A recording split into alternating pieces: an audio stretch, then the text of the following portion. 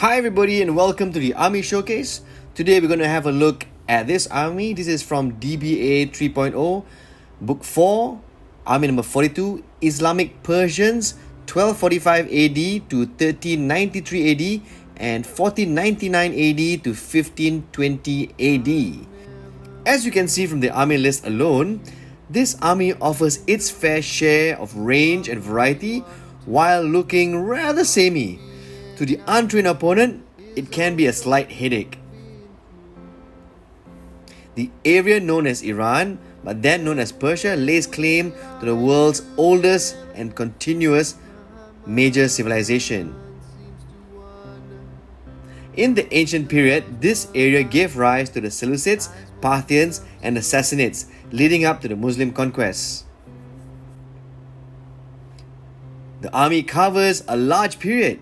If you kept an eye on the army list in the beginning, you'd notice that the list changes depending on which era you choose to play.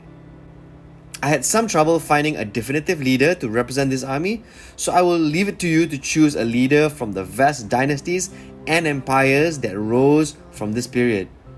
According to the DBA army list in the 3.0 rulebook, this list covers Iranian dynasties who ruled Persia as vassal states of the Ilkhanate Mongols or emerged following the fall of the Ilkhanate, including the Inujids of Fars, the Sarbaradids of Sabzawar, the Muzaffarids of Fars, the Isfahan, the Qards of Heran, all of whom fell to Timur.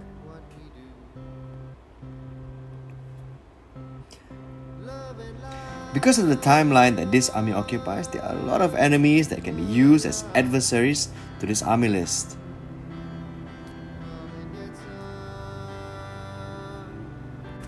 When I asked S.L why he chose to paint the Islamic Persians, his answer was pretty simple and quick.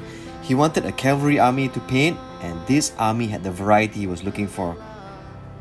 The figures for this army are from Essex Miniatures.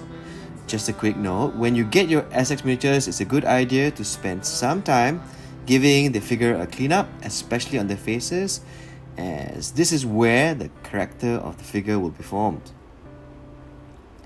Take your time with these figures. 15mm figures, while small, can be very rewarding if you give it the same amount of care that you do for the larger scales like 28mm.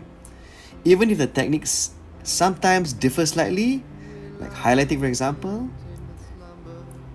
in 15mm figures, highlighting helps the 15mm figures pop as an army.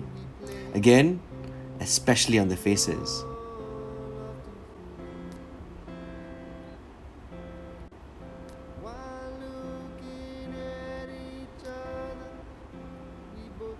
Cavalry armies are not so easy to play with.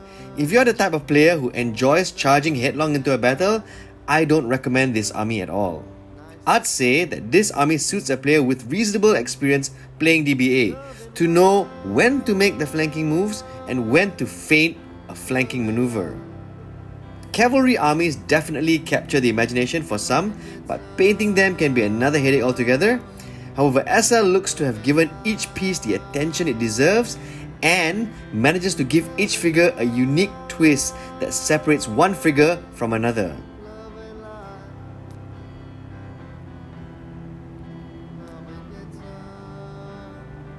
In his army, S.L also uses different skin tones to give a sense of ethnic origin, which I personally think was a very nice touch.